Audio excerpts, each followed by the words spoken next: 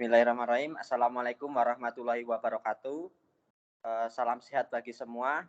Yang terhormat Ibu Wisky selaku dosen pengampu mata kuliah teknologi flavor. Terima kasih atas kesempatan yang diberikan.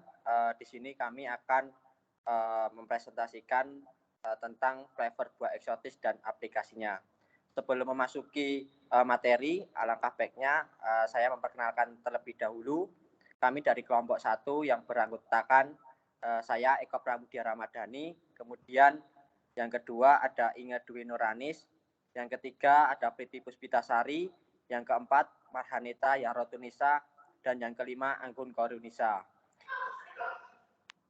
Pada kesempatan kali ini saya akan membahas mengenai flavor buah eksotis dan aplikasinya. Seperti yang kita ketahui, Indonesia kaya akan buah-buahan eksotis. Tidak hanya memiliki begitu banyak varietas buah, bahkan satu varietas pun memiliki berbagai kultivar atau spesies. Hal ini merupakan peluang besar untuk lebih mengeksploitasi dan menerapkan buah-buahan eksotis sebagai bumbu ke dalam produk makanan.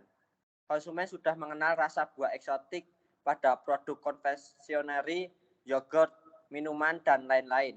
Namun terdapat beberapa tantangan terkait rasa buah eksotik, antara lain kesesuaian penerapan cita rasa pada jenis produk, budidaya tanaman yang belum tertangani dengan benar. Untuk slide selanjutnya, saya persilakan untuk teman saya. Monggo.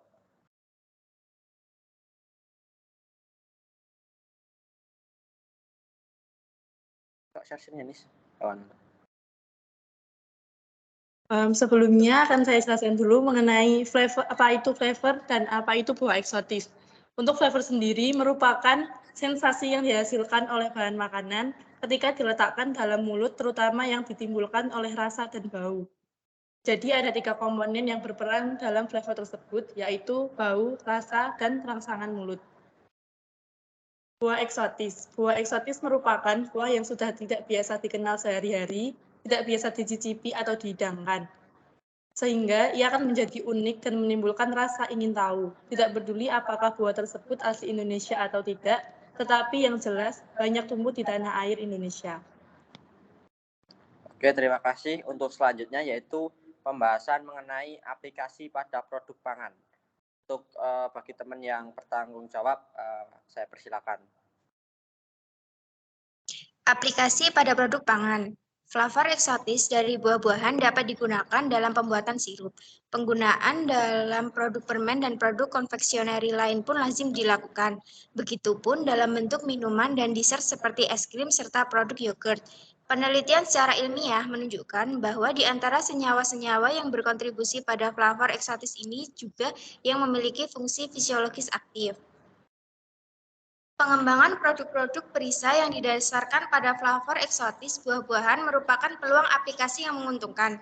Selain untuk mengatasi kejenuhan pasar akan kesan flavor yang konvensional yang monoton, variasi flavor eksotis pada perisa menjadi pilihan yang dapat memacu kreasi ide baru pada dunia perflavoran.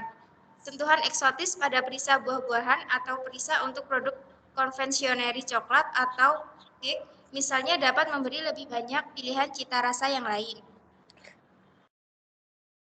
Aplikasi sebagai seasoning pun bukan hal yang aneh. Dengan kreasi yang tepat akan dapat dihasilkan kuliner dengan kesan eksotis yang tidak membosankan.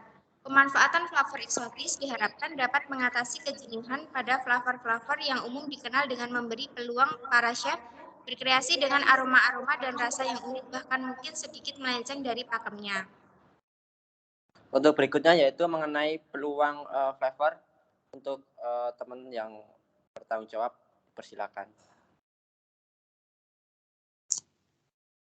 Peluang pengendalian mutu flavor dengan pendekatan breeding nampaknya akan menjadi peluang untuk memperoleh buah-buahan eksotis dengan flavor yang lebih dapat menunjukkan atribut-atribut flavor yang kurang disukai.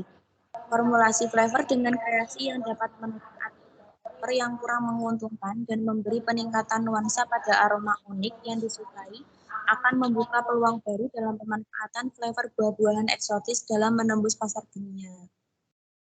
Tantangan Masih banyaknya buah-buahan eksotis di wilayah Indonesia yang belum tereksplorasi dengan baik. Banyak di antaranya yang hanya dikenal oleh penduduk setempat dan semakin hari hampir punah tergusur oleh penetrasi buah-buahan yang lebih populer, yang lebih mudah dijumpai dalam keseharian. Banyak flavor buah-buahan seperti jus, menteng, buwet, huni, matoa, dan banyak lagi yang tidak terdokumentasi secara tertulis. Sangatlah disayangkan jika kekayaan buah-buahan yang hanya dikenal oleh penduduk lokal secara verbal dari generasi ke generasi menghilang tanpa disadari. Sedih tentunya bila kita tidak mencicipinya. Buah-buahan lokal di Indonesia umumnya masih belum banyak dibudidayakan secara profesional. Perolehan buah untuk konsumsi umumnya lebih banyak mengandalkan dari alam bebas. Oleh karenanya, mutu buah terutama flavornya sering fluktuasi sehingga menyulitkan bila akan digunakan pada skala industri. Ketersediaan yang memadai dan berkesinambungan juga menjadi persyaratan penggunaan dalam skala industri. Pembudidayaan secara terkontrol skala besar harus menjadi alternatif bila akan diaplikasikan pada pasar dunia nanti. Baik, terima kasih untuk yang terakhir yaitu kesimpulan kepada teman saya yang bertanggung jawab, dipersilakan.